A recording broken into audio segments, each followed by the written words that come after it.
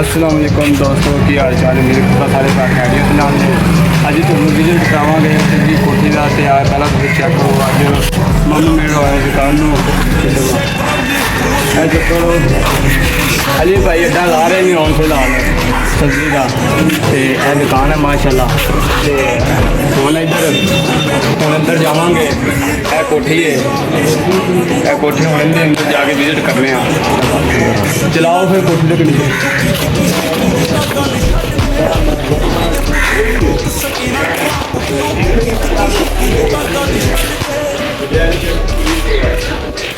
Check करो कि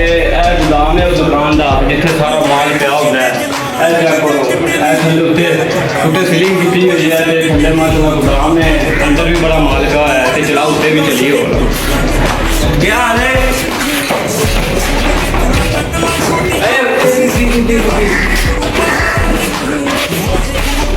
एक मिनट 4 मिनट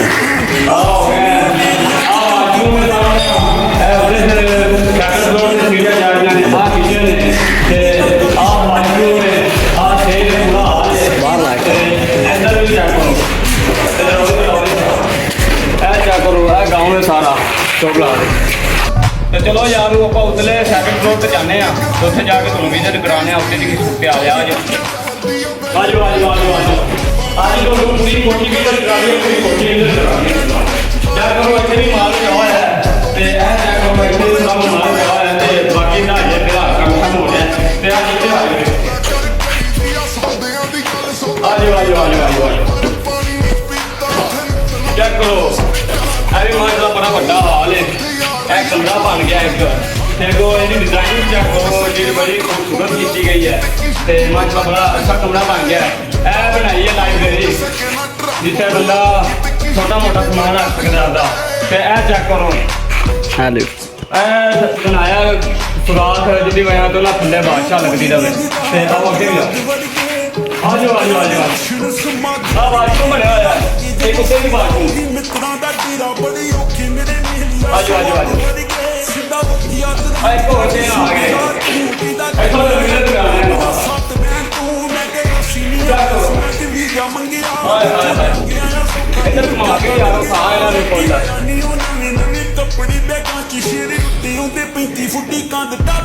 क्या कर लेना चलाओ मेरे पकड़ आयो बड़ा खर्चा हो गया बड़ा ही खर्चा हो गया आज आज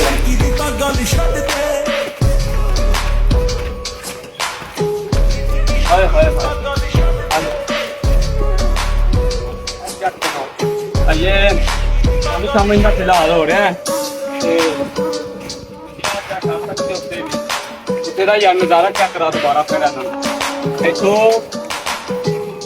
पूरा बाह खरा दिसदा पूरा बाह खरा कोई शै नहीं ऐसी कि जेह्ड़ी इत्थों ना विखदी होवे क्या करा इन्होंने टैंकी बनाई है पानी वाली ते इधर आई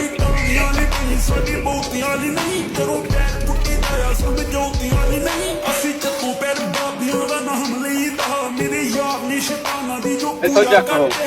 बहुत अच्छा बनाया हुआ है किसी चीज़ का शौक हो कबूतर का हो कुकरा का हो जिस किसी शौक का हो तोतिया का हो जिन्ना मर्जी हो बंदा इतने खुदा बना सकता ठीक है तो यह कोठी च बनन च पौने 4 करोड़ रुपया लग गया है और तुम्हें पता ही है ये कोठी फुल तैयार नहीं होएगी तो अगे अगे इन्हें रुपया खर्च होना है तो इनकी वजह से ना माल बाबा खर्च हो गया तो माल अजे माशाल्लाह ये खर्च होना है तो सस्ती भी ये कोठी पूरे पिंड वाखड़ा के अंदर के पैसा लगे पता लगता है तो अजे कोठी फिलहाल तैयार हो रही है जो एक बार इंशाल्लाह कोठी तैयार हो गई इंशाल्लाह फिर तुम कोठी का विजिट करावांगे उदों तुम कोठी चेक करोगे उदों कोठी कैसी लगे।